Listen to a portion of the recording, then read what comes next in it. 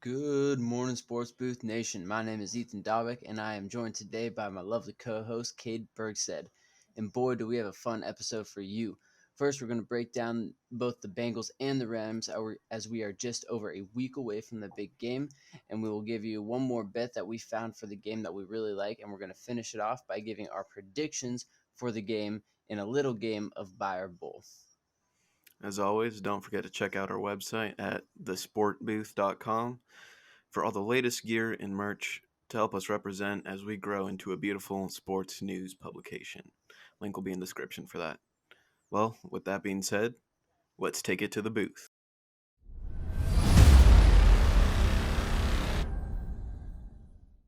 First off, we're going to break down both teams in the Super Bowl this year before we get into our predictions in just a little bit. All right, so we're going to start off with the Bengals here. Just giving a little bit of stats over their 3 playoff games. They have averaged 24 points per game, allowed just under 20 points per game, accumulated about 370 yards per game, and have allowed just under 400 yards per game. The basic summary of the Bengals, in my opinion, is that they're a young, gritty team that has been the underdog all season long and continue to beat the odds. And while the Rams will be no easy test, neither were the number one seeded Titans and the always terrifying Chiefs. They bank on big plays, and if they can get their offense going early, they will put up a great fight. But that LA defense is one fierce matchup. What are your opinions on Cincinnati?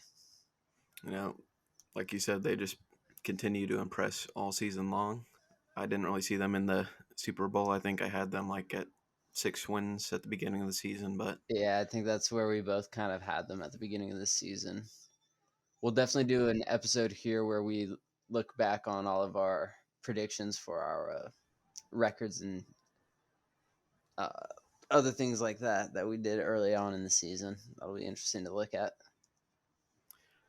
now let's take a look at the LA Rams. In the playoffs, they've averaged 28 points per game, allowed 18 per game, accumulated 409 yards per game, and have allowed just 287 yards a game. To sum up the Rams, they have gone all in this year in hopes for that Super Bowl.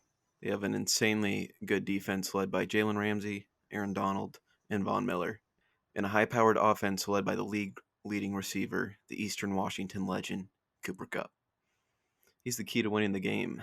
So as long as they get him involved early and often, they will have no problem on the offensive side of things. But on the inverse side of things, they are susceptible to not showing up, as they have seen disappointing losses twice this season to division rivals San Francisco and Arizona. What are your thoughts on the Rams? Yeah, definitely gone all in on this season. They don't have a draft pick until I think it's like a first round draft pick until I think it's like 2025 season. They're all in. They went and got Stafford this offseason. Cup has become this incredible NFL top tier caliber wide receiver who's setting all sorts of records. Um, the team is just stacked on both sides of the ball, and they are going to be a tough matchup. That is for sure. Alrighty. Now we move on to a bet that we found that we really like. Just a reminder that the bet from the last episode is still open, hence it's the Super Bowl, which is next weekend. And that was Cooper Kupp finishing with the most receiving yards in the Super Bowl at plus 120 odds. Yeah, definitely make sure you hop on that Cooper Cup bet. I think that is pretty easy money, plus especially at 120 odds. I mean, the ability for him to go for a 150, 160 yard game is not out of the question. There's no question or there's no argument to say that Cincinnati has all season long had one of the best defenses. So I think he's just going to shred that defense apart.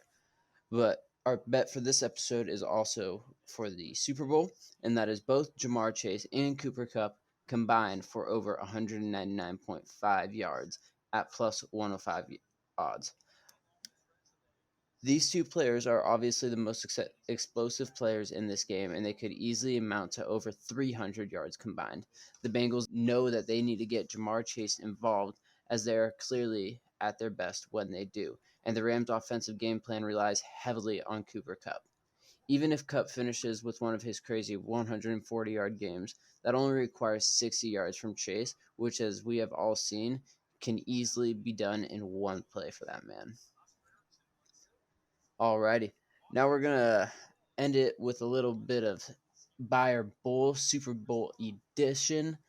And I'm just gonna list 5 questions in which we're gonna give our answers, whether we buy it or whether we think it's some bull. Alrighty. You ready to dive on in, kid? Let's do it. Alrighty, first question. Cooper Kupp finishes with over 120 receiving yards. I am going to buy this. I think that if the Rams are going to win, they're definitely going to need to find Cup early and often, as stated earlier, and he's just been doing it all season long. Yeah, no, I'm with you there. I think I mentioned it in the previous episode. There have only been 2 games this season where Cooper Kupp has finished with under 90 yards. That is insane. And I think this Bengals defense is personally one of the easier ones that they have faced this season in general. So I think he amounts to 120 pretty easily. Alrighty, second question. Buy or bull? Joe Mixon finishes with over 100 all-purpose yards. You know what? LA's got a tough defense all around, but I'm going to buy this. I think Joe Mixon's going to have himself a day. I know I dogged him at the beginning of the season, and I'm not going to doubt him anymore, so I am buying this. You definitely did dog him. So I'm gonna hold that one over your head. And you also dogged my Jamar Chase trade a little bit. Now, granted, Jonathan Taylor was kind of crazy this year, so I will say that. But Jamar Chase has turned into quite the investment piece, that's for sure. Alrighty, but as far as Joe Mixon goes, I'm gonna say that is some bull. I think the Los Angeles Rams defensive front and linebackers are too good and too quick to. I think he'll have a lot of 2-3 yard plays, but I think that bad Cincinnati offensive line is going to get exposed. He's going to have a very poor rushing performance, and if they limit him in the rushing game, then it's easy to limit him in the passing game as well, which leaves them only having to worry about T. Higgins and Jamar Chase. So I think the Rams will hold him to under 100 all-purpose yards pretty easily. I think since Burrow's going to be feeling the heat, that he's going to have to dump it off to Mixon quite a bit, and I think he's going to get that done mainly with receiving yards. I could see that. I definitely could see that. I mean, he's super shifty. All it takes for him is a couple moves, and he could break one off too, just like Chase. So, just like I said, that team in general relies so heavily on the big explosive plays. Yeah. And if they get those, they could be in business. If they don't, it's going to be a tough go. Alrighty, next question. Rams defensive line finishes with over 5 sacks. Man, over 5 sacks. How about It's this? kind of a coin flip. 5 or over. 5 or over. You know, Yeah. I think I can buy that. I think I can buy that just because, like I keep saying, the Rams are stacked on defense, and the Bengals O line, they could use some work. So I think I could see that happening quite a bit. You know, I want to buy it so bad, and I know I initially had in my notes at the beginning of the episode that I was going to buy it. But the more I think about it, the more I'm going to say it's simple. I think they get 4 sacks maybe, but I don't think they hit that 5 mark. I think with if they get Tyler Boyd and T. Higgins incorporated correctly, having that mix along with the check down to Joe Mixon potential, um, Joe Burrow, if they game plan correctly, Joe Burrow will have 1 or 2 drop off passes every single time he drops back. So I don't think they're going to get 5 sacks. So I'm saying that's symbol. All right. Second to last question. Joe Burrow finishes with over 300 passing yards. Man, 300. That's another tough one for me. I'm going to go ahead. I'm going to say that is some bull. I think he's going to get close, but I don't think he's quite going to get over 300. I have him like right in the 280, 290 range. Yeah, I'm going to second you on that one. I'm going to say bull. Plain and simple, just like their defensive front, their secondary is extremely good. And this team is just going to have some sort of defensive game to win this game because I don't think they're going to be able to get it done on the offense. I mean, we said what in total yards per game, the Rams have allowed 287 yards per game thus far. That's going to be tough to get over 300 yards passing. So I'm also going to say bull there. Last question, big prediction time.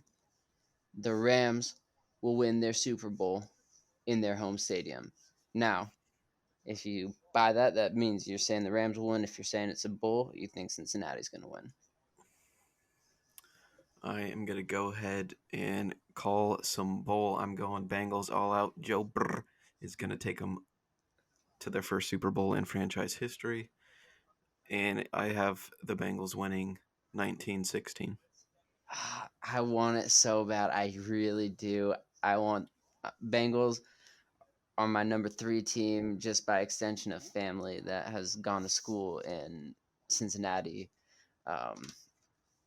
So I want them to win so bad. I'm going to be cheering them on. But this Rams offense is a better offense than the one that was in the Super Bowl a few years ago. This Rams defense is a better defense than that one that was in the Super Bowl a few years ago. And they played an extremely good New England Super Bowl team that year. I think they're going to have no problem coming back into this game. Sean McVay's been here. He knows what to expect. He knows how to deal with the glam, all the glitter, all the lights.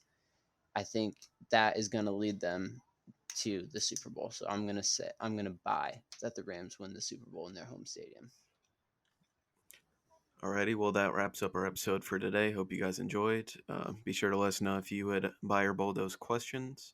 And this will be the last episode of the week for this week. But we will try to get one more out next week before the Super Bowl kicks off. As always, make sure you check out our website at thesportbooth.com. That will be on screen and in the description down below. That's right, Sport Booth with no S after sport. Also, don't forget to subscribe to our YouTube channel as well as our Instagram and Facebook. All of the links are located in the description and on screen. Oh, and here's the call. After the review, the booth says, it's the gosh dang Super Bowl. Have a good one, and we'll catch y'all next time.